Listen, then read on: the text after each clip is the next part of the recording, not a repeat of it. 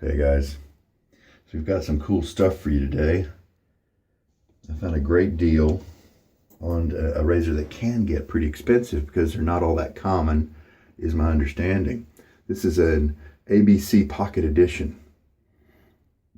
It was contracted to the ABC company, American Button Company, by Gillette. I've already got the blade loaded in.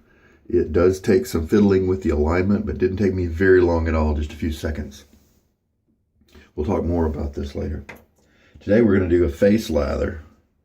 Inside is the blade, Gillette Silver Blue. It's a pretty young one with just 8 uses on it, approximately.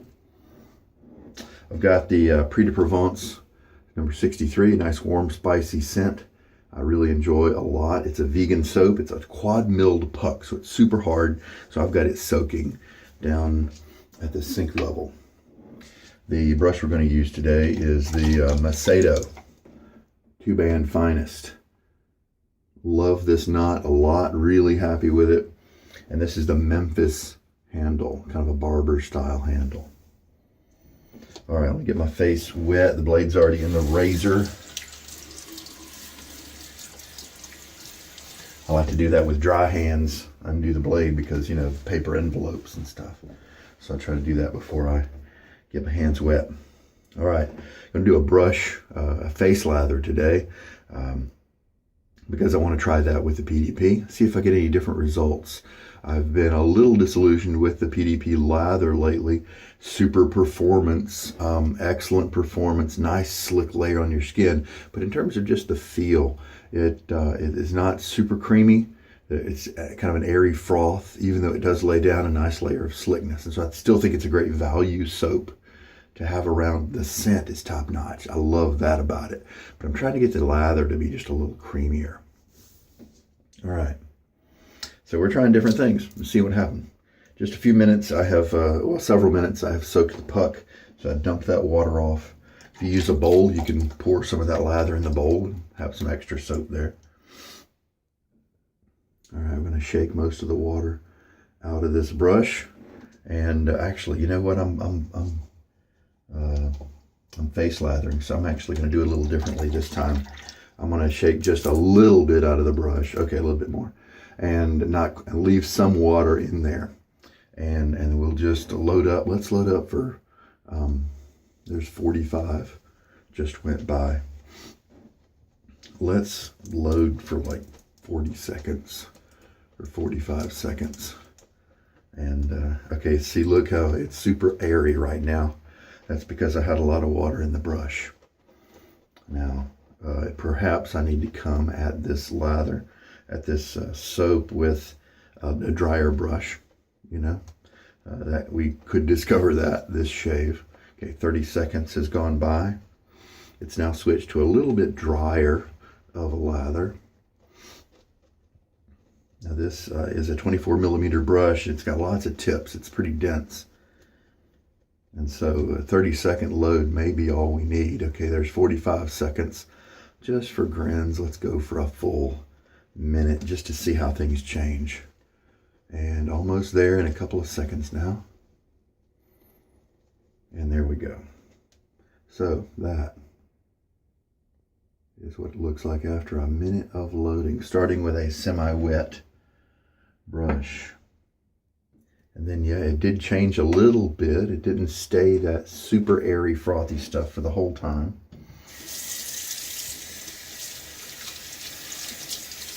And you can feel the slickness as I rinse my hands and stuff. And so it is a slick soap. Whether I'm ever able to get a super, I was rinsing off the threads here. If I'm ever able to get a creamy lather from it, the slickness is still there and it's undeniable. It's a great budget soap, and I think sometimes you can get it for $10 or $11, and that can last you longer than a year. And so I think that's an awesome deal, especially for this scent. Williams or Arco might be able to get you that same cost. However, this scent is so much better, in my opinion, than the more generic and low-key soapy style scent from either one of those two. Well, of course, it's better than that industrial lemon scent from Arco, right? All right, so I'm looking for my bowl, but I'm doing face lathering today. So I want to throw a little bit more water on my face, and then I'm going to get my syringe ready to add drops and stuff to the brush. So let's just go. So right now we just have a concentrate of soap on the brush. Nice soft tips. This brush still has backbone. If you start out with more water on the brush when you're face lathering, then usually that means you don't have to add as much during this portion.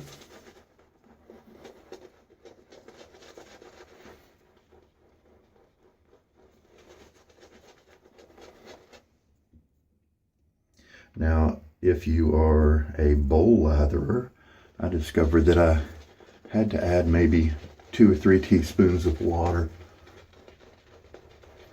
to the lather to get it close to, something nice. I shouldn't have to add that much to this lather, since I started with one that had a little bit more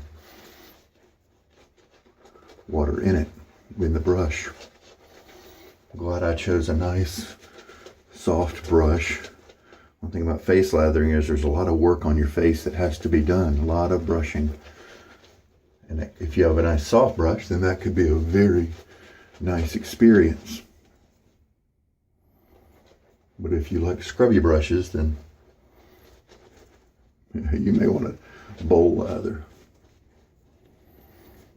And trying to spread out the lather that's on the side of my brush. See, that's thicker.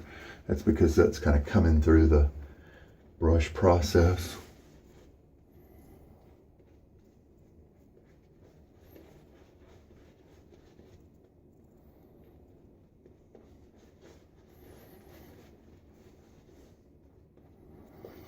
Yeah, the lather's getting nicer. To add water to it, I like to do a round stroke here on my face to get a little bit of an openness there. Some people dip their brush tips in water. That is a perfectly fine way to add.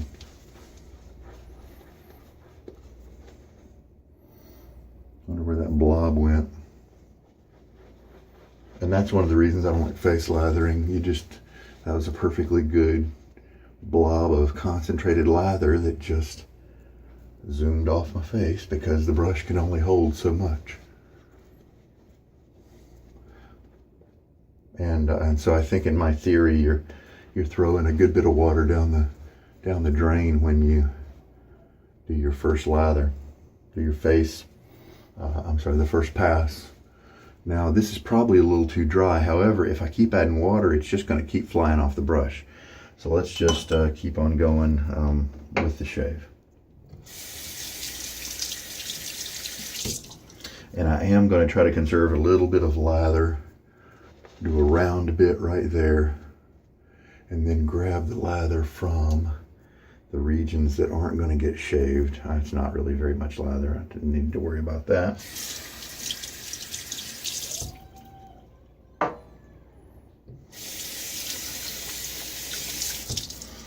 So, in this case with face lathering, I'm probably ending up with something on my face that's a little too concentrated. And depending on oh, that's a good feel. This is a very thin head, but man, it is set up right. This is very comfortable, and I bet it's going to be close. Now, sometimes razors like this can be a little deceptive. They'll start out with a great comfortable feeling, but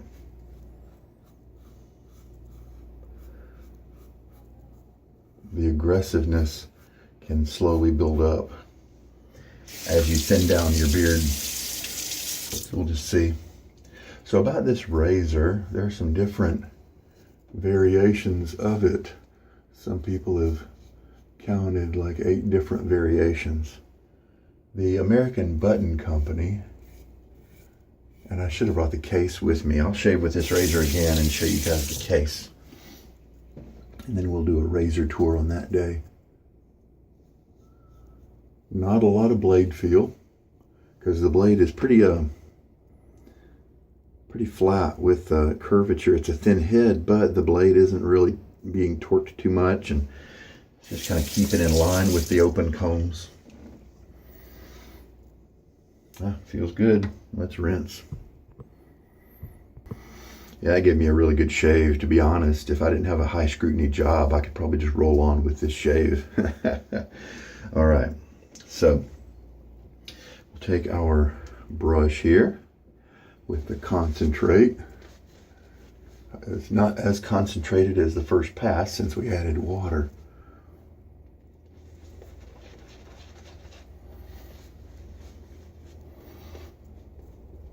I didn't get a whole lot of, see, now I can't afford to lose you, buddy. I didn't really get a whole lot of slickness when I rinsed. And so that's kind of good in that it meant that my, the level of soap on my face wasn't too intense, you know.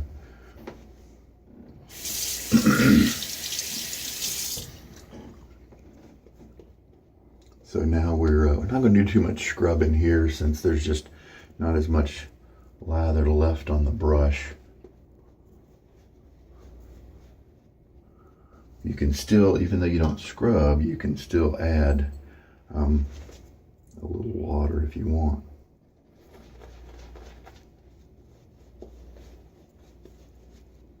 Try to increase it a little bit.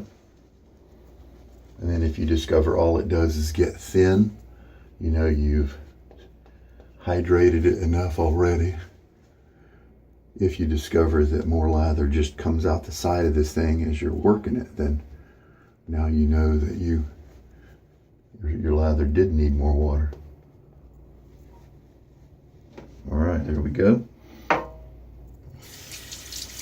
So much of the early concentrate lather does go down the drain the first pass, and so I discovered while I was experimenting with chiseled face that I could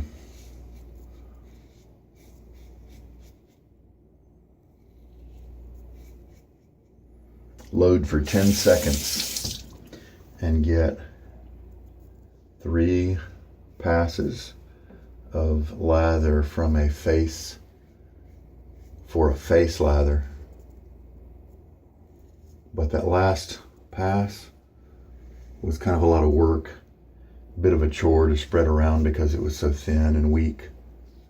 But with bowl lathering, I lathered for 3 seconds less and got 4 passes of nice lather that was then available to me for all 3 passes that I needed. So in that experiment, it was obvious that there's some waste that goes down the drain from that first pass. It's impossible to conserve quite as much, and so whereas all the lather is conserved if you have it in a bowl. All right. Put a little water on the tips. See if maybe we can try to squeeze out a little bit more lather from before the 3rd pass.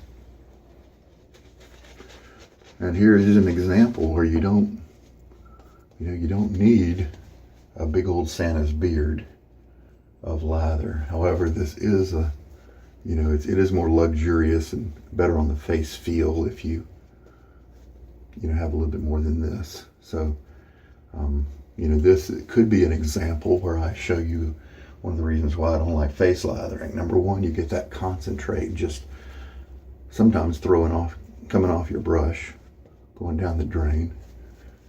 It's not as economical with soap. And then also you've got a thinner, weaker last pass, and heaven forbid if you have to do another pass after this. But most of the time 3 is fine. The pros for the face lather, this is a slicker lather than that second one. Better hydrated, I guess. The pros are you get a lot of nice brush feel, so if you have a comfy brush that you enjoy. This is a tremendous shaving razor. Feels great. I mean, it is, I'm just so confident that I won't end up with a nice close shave with this thing, that the comfort, and I'm not even, okay, sure, I'll go this direction here as kind of a cleanup. So this silver blue blade seems to be a great match for this. These started around 1906, 1907, something like that. And they were made until, we don't really know exactly. Maybe 1911. Obviously the World War hit there, and that changed things with razor companies. But roughly maybe 1911 is when, about when they stopped making them. And so it didn't last a super long time, like the vintage Gillette Techs and things like that. So the American Button Company, that's why it's called an ABC Pocket Edition. It comes in this cool clamshell case. Mine has a basket weave design, and some different things to look for as you try to identify yours. Let me just show you the whole razor up close. The teeth here are a little bit rounded, unlike some of the other Gillette open comb teeth, like the old type. Some of them have more shorter bullets right here, blade alignment posts. Some of them are shorter than others.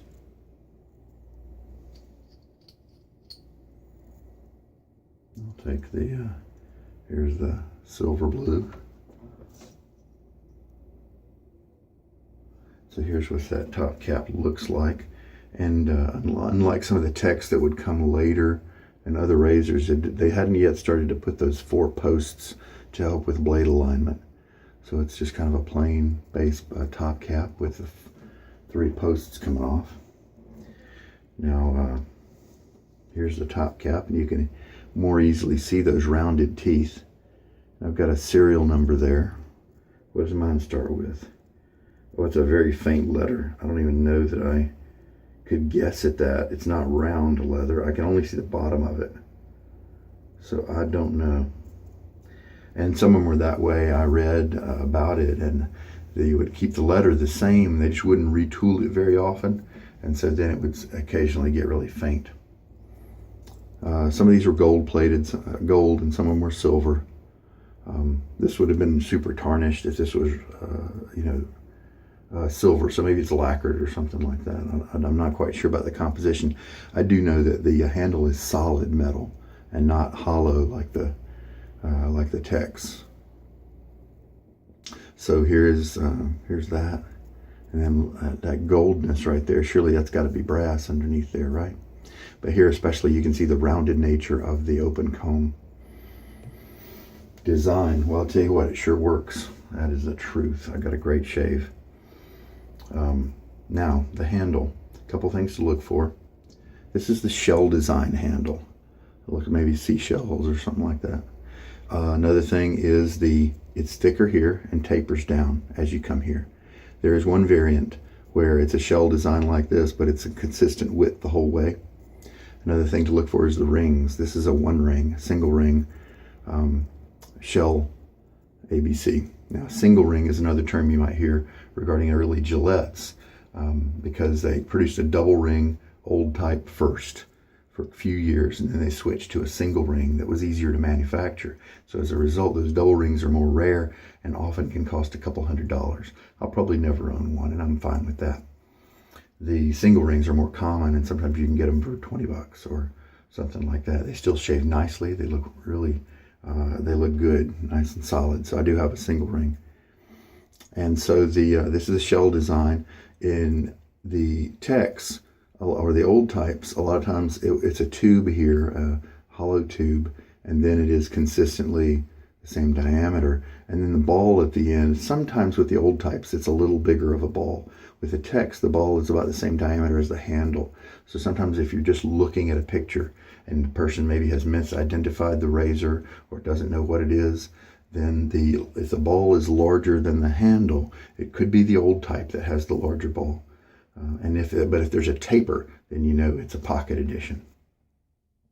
Sometimes there were, like I was saying, double 2 rings up at the top, and so some of them will contain that.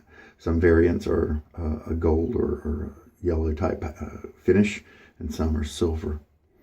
And I believe that's about it as far as identifying characteristics.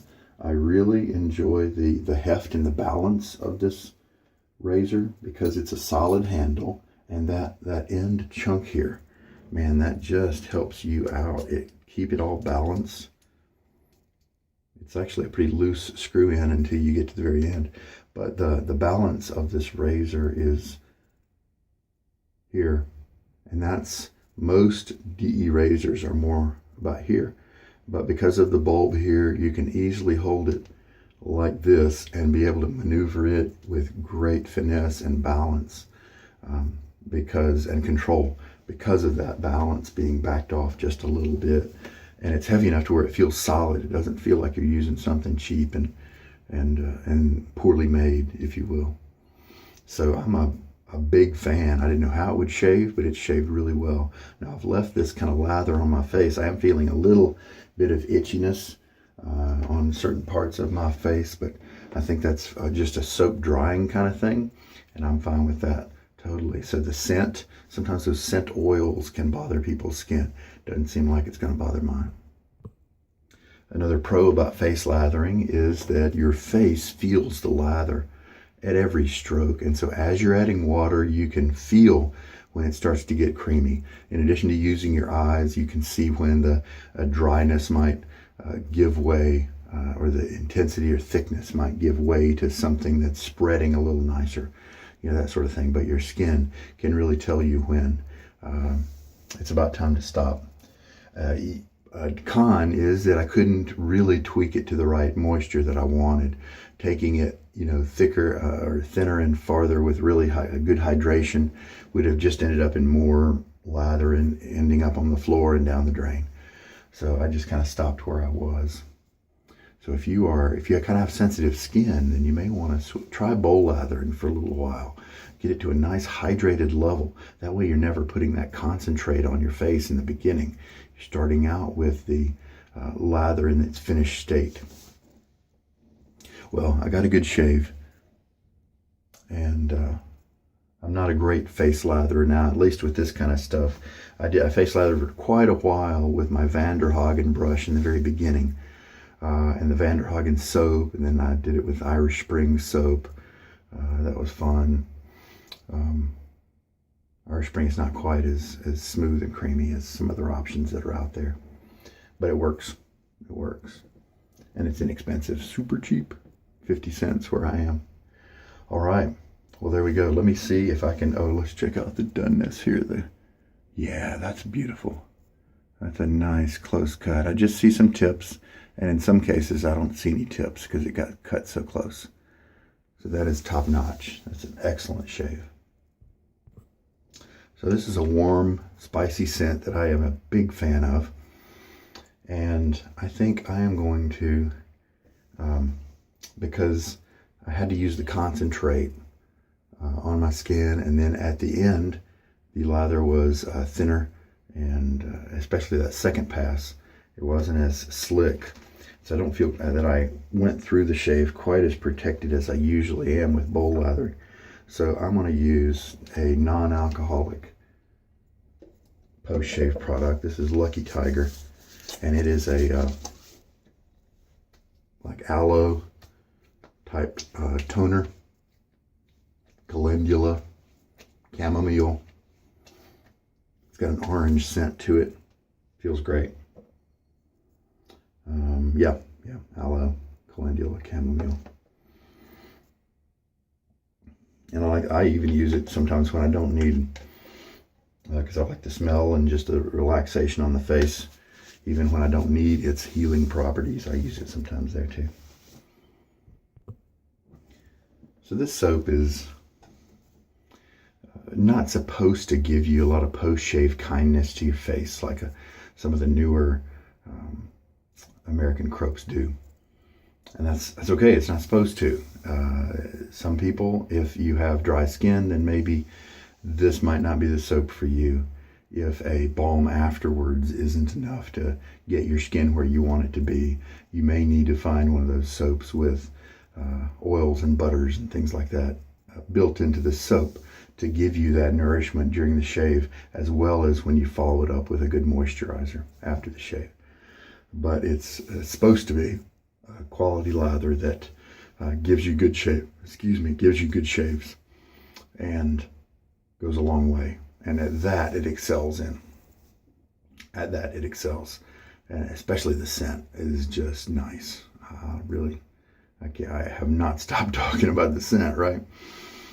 So I think it's still a win, and it may not be one of my favorite soap bases because we just have so many good ones out there that the top is just so high.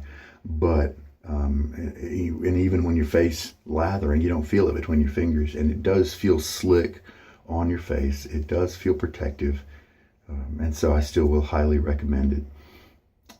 It just may not have I don't think it's capable of getting to that creamy level and a vegan soap is difficult to do that with. Tallow just makes it a lot easier, I think. But for a vegan soap that lasts a long time, smells great, and is cheap, I think this is a big win. It's also possible that it may, especially if you bowl lather, you might be able to get this thing to last 1.5 years. And I think I just saw it on Amazon or eBay, can't remember, for $9 for a puck. And so that much for 1.5 years of shaving, that would be a deal with a great scent like this one. So there you go.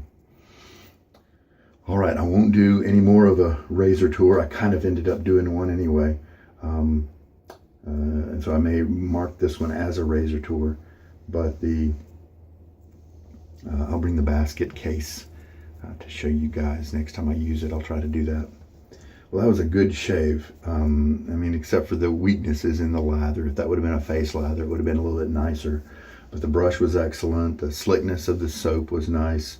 Smell was great. The razor performed a lot better than I thought it would. I thought it might have a little too much blade feel for me, but I'm not having any irritation problems at all. No redness. So that was just a good shave. That'll be a enjoyable razor to shave with in the years to come. Love the balance, truly. And the GSB worked really well in it. So there we go. Hope there's something here for you that helps you out. This is Sugar Daddy Shaves. You take care. Bye.